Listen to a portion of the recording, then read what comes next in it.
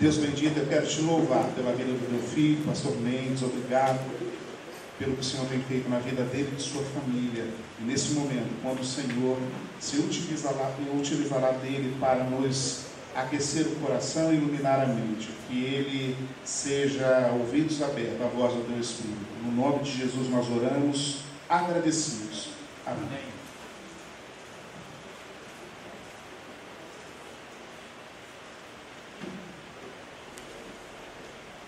Queridos, eu quero cumprimentá-los com a paz do Senhor Jesus. Alegria para nós poder compartilhar com vocês esse momento de reflexão. Passamos o dia estudando sobre esse trabalho maravilhoso de John Stott. Nós colocamos ali conclusão, embora nós vamos ter ainda o TED do pastor Lucas, porque o TED dele vai ser uma espécie de um resumo, uma reflexão final. Mas eu coloquei conclusão no sentido de ser talvez o último TED assim, mais voltado a uma abordagem de tópicos específicos. Essa temática, a procura de Timóteos no século XXI, ela diz respeito a um assunto que me toca muito de perto. É a questão do discipulado, é a questão de formação de líderes, a questão de preparação de pessoas. E havia uma preocupação relevante em John Stott, neste livro especial, Igreja Autêntica, acerca do discipulado, da preparação de pessoas que fossem capazes de dar continuidade a esta igreja que nós estudamos aqui ao longo do dia. A finalidade desse estudo, esse foi o penúltimo livro que foi escrito por John Stott.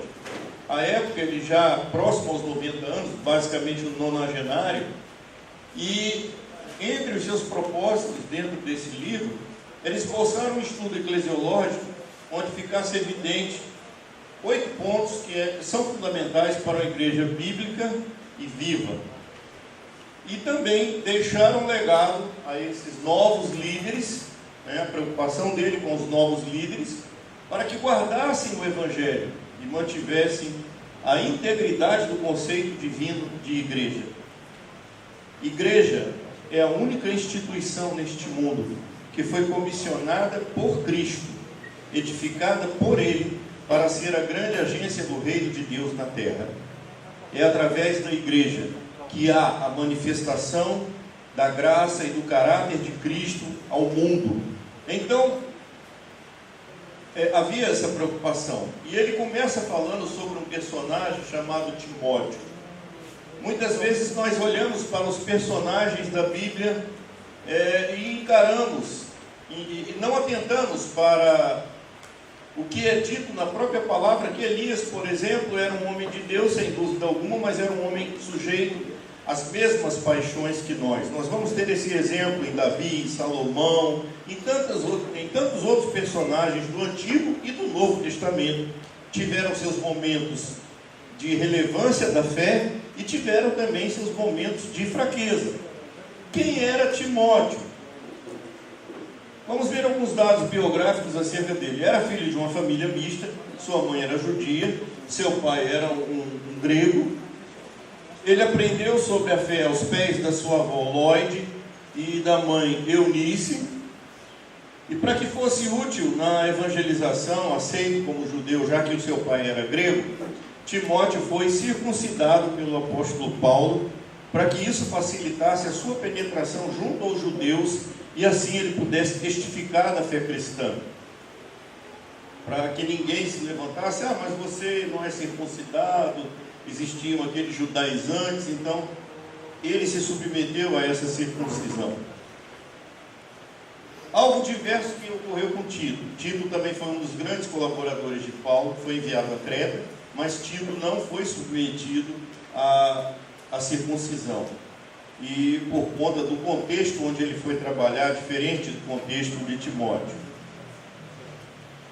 Então tem uma afirmação que diz assim: firme como judeu para os judeus, para ganhar os judeus. Foi basicamente isso que aconteceu com Timóteo. E algumas características pessoais. Timóteo tinha características facilmente encontradas em cristãos de hoje. Nós vamos visualizar em Timóteo algumas das pessoas que nós temos dentro das nossas próprias igrejas, pessoas que têm uma vocação de Deus, pessoas que têm potencial para o exercício de liderança, pessoas que estão ali prontas e dispostas a serem usadas por Deus dentro do trabalho da igreja. Era relativamente jovem, possivelmente Timóteo tivesse pela casa dos seus 30 anos, e eu chamo atenção para isso porque muitas vezes em diversas igrejas os jovens são relegados a um segundo plano, são desprezados, às vezes são utilizados apenas como uma massa de manobra, são utilizados unicamente para a entrega de folhetos, quando na verdade desde jovens eles deveriam começar a ser discipulados, preparados, orientados para serem os herdeiros desta herança que é a igreja e transmitir às futuras gerações. Eu acho muito interessante, relevante o trabalho que foi feito pelo grupo de Lausanne,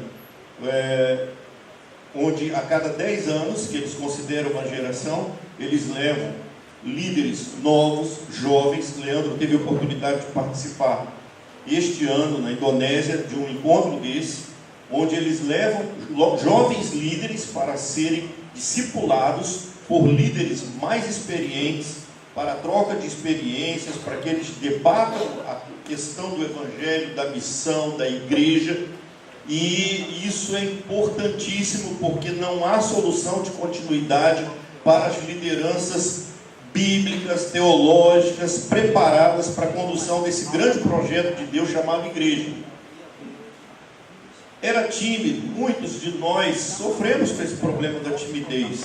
Era uma pessoa introvertida, não era muito expansivo. Chegou ao ponto de Paulo recomendar à igreja de Corinto que procurasse deixá-lo mais à vontade, porque ele tinha essa questão da timidez. Ele era frágil.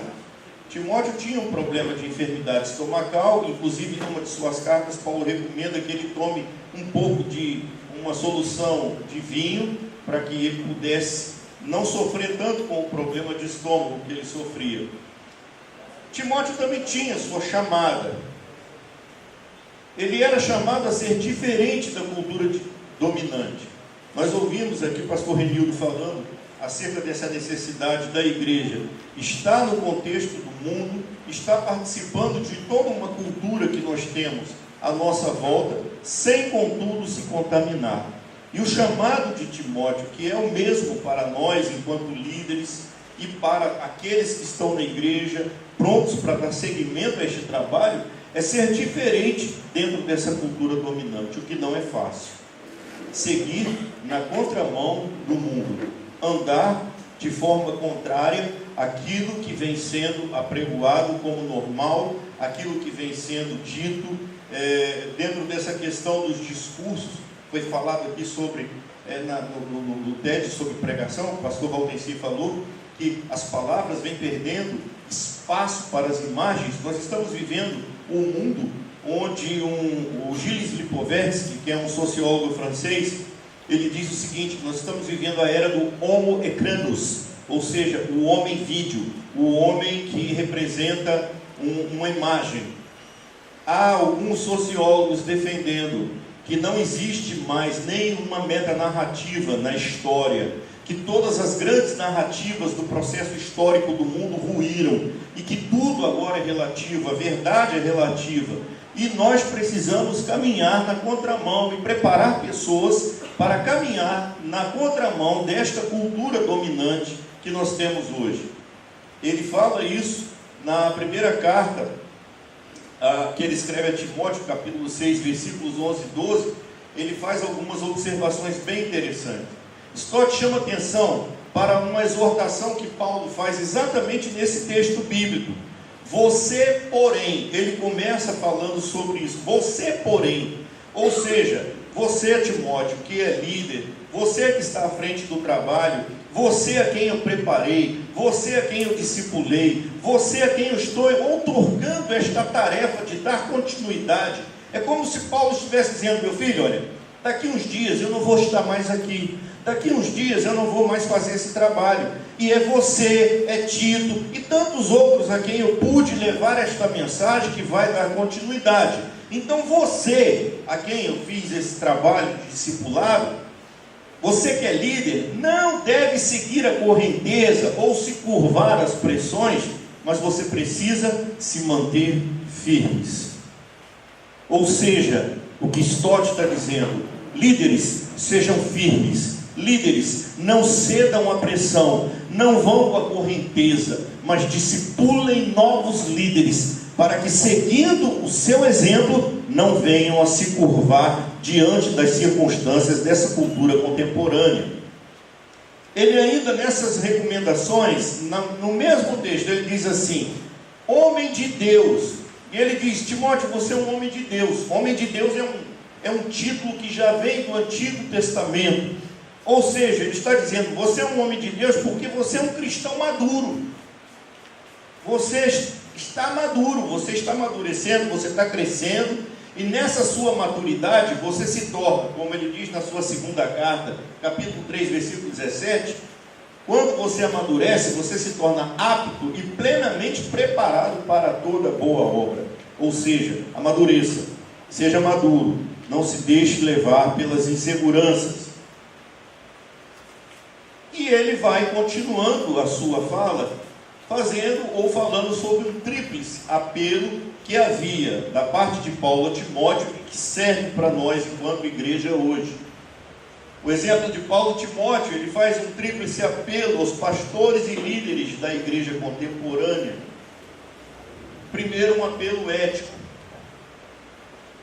onde ele nos chama a fugir dos perigos do prazer, os prazeres que conduzem à imoralidade, a tentação do sucesso que nos leva à ambição. Há muitos pastores e líderes hoje mais preocupados em difundir o número de membros das suas igrejas, o esplendor dos seus templos, o valor das suas arrecadações, as suas realizações, o seu ministério, em difundir os seus vídeos, do que propriamente com o empreendimento de Deus no resgate e na transformação de vidas. Fugir do perigo da fama, que pode nos levar à soberba. Ou seja, eu que pregava para um poste que estava ali na esquina, porque não tinha ninguém na rua, agora só prego para igrejas onde tenham multidões. Eu que pregava na casinha que estava lá dentro da comunidade de vulneráveis, agora só prego nos megatemplos cheios de pessoas abastadas. Eu que pregava para uma pessoa na parada do ônibus, agora só prego para deputados, senadores, presidentes, ou mediante a paga de pequenas fortunas. Antes eu pregava gratuitamente, agora eu cobro, no mínimo, como eu já ouvi exemplos, R$500 para ir pregar numa igreja aqui em Parnamirim. E o que eu estou dizendo, queridos, eu ouvi da boca de um pastor, que convidou um determinado irmão para ir pregar. Você pode dar uma palavra na minha igreja domingo à noite? Pastor, posso, mas é ali pertinho, R$500. E o pastor, graças a Deus, por ser um homem de Deus, ele disse: meu irmão, muito obrigado, pode ficar com sua pregação para outro local, eu vou ver uma pessoa que queira dar de graça aquilo que de graça recebeu do Senhor. Nós precisamos fugir do perigo da riqueza, do materialismo. Há muita gente preocupada com os valores que estão entrando para os cofres da igreja, para a suntuosidade dos templos, para os mega carros de última geração que estão adquirindo, para o terno que está vestindo, se é Armani, Pierre Cardin. Nada contra quem tem dinheiro comprar seus ternos de qualidade. E não é capaz de socorrer aquela viúva que está lá na comunidade necessitada de pão, o irmão que chega enfermo na igreja e não tem o dinheiro para o medicamento. Eu já vi muita gente tratando esses casos como esmolas que são dadas. E, irmão, não é uma esmola, porque o dinheiro que entra no cofre da igreja não é seu, não é meu, mas é dos crentes e é do Senhor principalmente. Nós precisamos ter cuidado com o poder. E eu acredito, nós discutimos isso há pouco ali no grupo, que um dos maiores problemas que existem hoje nas igrejas se tratam as estruturas de poder. Eu não preparo novos líderes, porque eu tenho medo que um líder mais novo coma uma cota, uma parcela do poder que eu tenho. Então eu estabeleço estatutos, normas, regras que cerceiem toda e qualquer iniciativa de quem quer que seja, para que eu não perca a minha autoridade pastoral. Mas a autoridade não é imposta dentro da verdadeira igreja por meio de regras, de estatutos, de normas. A verdadeira autoridade é dada por Deus e pelo Espírito do Senhor. O que é que nós precisamos buscar? Este é o apelo ético que Stott fala. Nós precisamos buscar justiça e piedade, que falam de benignidade e bondade, que fazem parte do fruto do Espírito. Eu preciso ser benigno, eu preciso ser bom, eu preciso procurar trabalhar com justiça, com piedade por aquelas pessoas, com compaixão. Eu preciso buscar fé e amor, ou seja, paz que excede todo entendimento. Fé e amor vão me trazer paz, e uma paz que, como diz Paulo aos Filipenses, excede todo entendimento. A fé e o amor me trazem uma alegria, porque essa alegria, ela subsiste na esperança de que o reino já é e ainda não, mas vai se concretizar quando Jesus vier buscar a sua igreja e vier com ela glorificada. E esta fé e este amor vão me dar longanimidade, ou seja, vão me dar a paciência necessária para tratar com aqueles que estão junto a mim e que não têm essa compreensão. Eu preciso buscar perseverança e mansidão, ou seja, duas virtudes que vão me levar à dependência de Deus. Eu persevero e eu sou manso nas minhas ações, porque eu dependo do Senhor. Não é pela força do meu braço, não é pela minha capacidade intelectual, não é pelo meu conhecimento teológico, não é pela posição que eu exerço, mas é pela dependência daquilo que Deus estabeleceu como propósito para a minha vida e para a vida da igreja. O segundo apelo que Stott registra é o apelo doutrinário. E ele fala sobre uma verdade revelada. A verdade que está na palavra, já foi estudada aqui hoje, mais de uma vez já foi falado sobre isso. A verdade de Deus que está revelada nas Escrituras Sagradas. E que nós vamos encontrar em diversas passagens do Novo Testamento, como fé, ensino, tradição, verdade, depósito. São palavras que fazem alusão a essa verdade revelada. Tudo isso se reveste ou se reverte em doutrina. E o que viria a ser essa doutrina?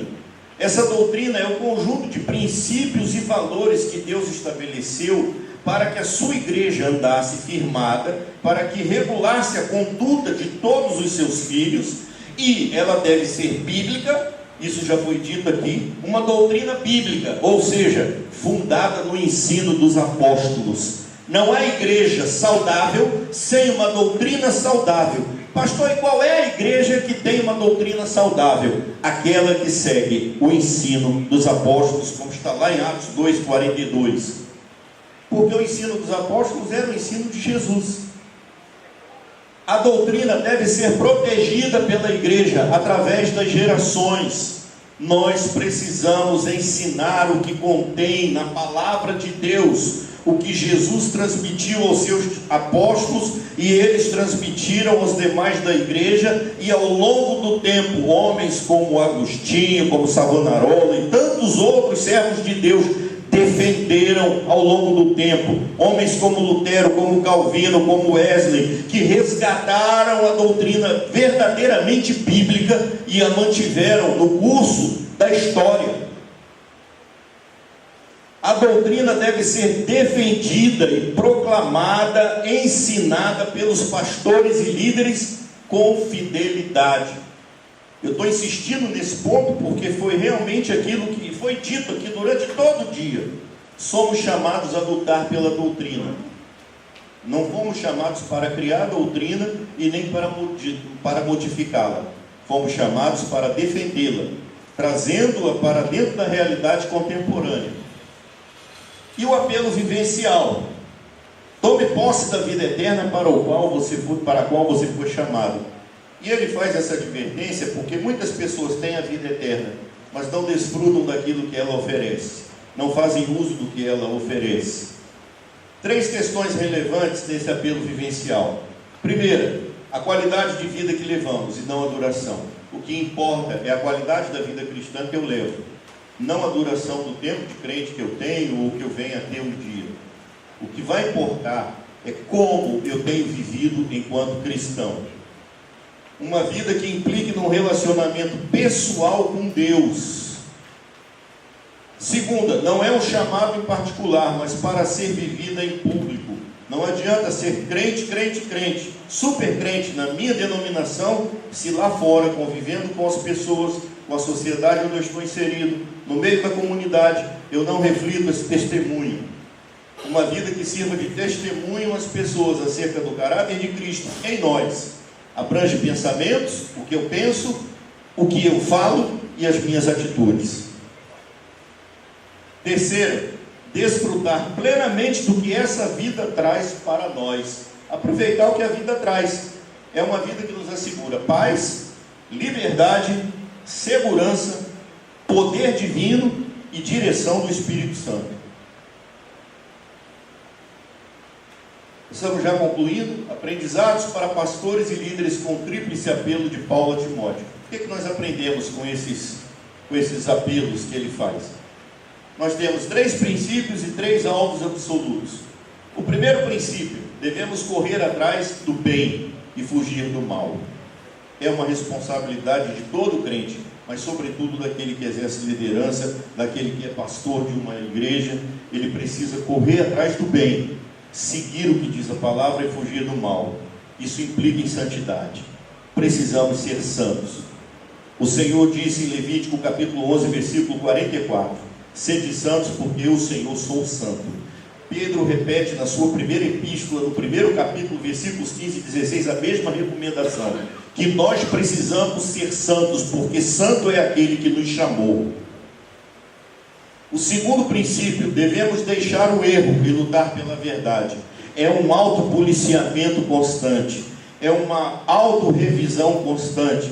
No capítulo 11 da primeira carta de Paulo aos Coríntios, capítulo 11, versículo 28, naquele texto que fala sobre a ceia, Paulo orienta a igreja de Corinto: examine-se, pois, o homem a si mesmo, e depois coma desse pão e prove desse vinho, e tome desse cálice. Na verdade, o que Paulo está dizendo é que precisamos permanentemente revisar a nossa vida, revisar os nossos princípios, revisar os nossos valores, atentar, examinar e analisar e julgar as nossas atitudes antes de julgar as atitudes alheias.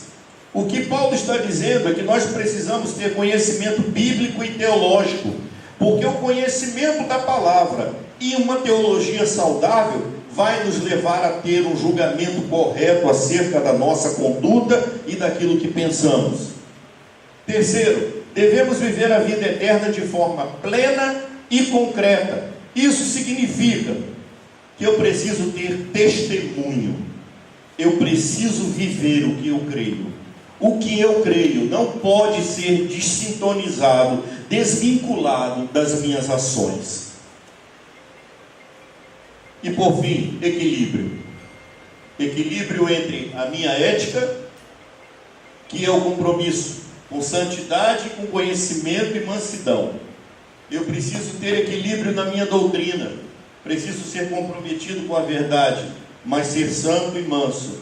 E eu preciso ter equilíbrio na minha experiência religiosa calcada na santidade e no conhecimento.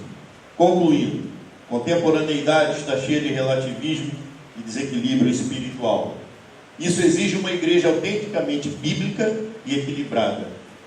Para tal é necessário que os Timóteos para o século 21, que somos nós, sejam éticos conforme o Evangelho de Jesus Cristo. Busquem o conhecimento de Deus, espiritual e intelectual, e vivam segundo a palavra de Deus, manifestando ao mundo o caráter de Cristo. Só assim o mundo conhecerá a Deus verdadeiramente e poderá contemplar a realidade atual, porque já é, e futura, ainda não, do reino de Deus. Para a gente refletir, eu deixo essas 2 questões. Que relação poderia se estabelecer entre o tríplice apelo de Paulo a Timóteo, ressaltado por John Stott no livro, e os princípios a serem seguidos pelo líder e pelos cristãos de uma forma geral. E um segundo questionamento: de acordo com o estudo, que pontos ganham maior relevância na formação de Timóteos para o século XXI, de forma que a igreja tenha sua integridade doutrinária e espiritual preservada ante os desafios contemporâneos? Eu agradeço ao Senhor essa oportunidade e que o Senhor nos abençoe.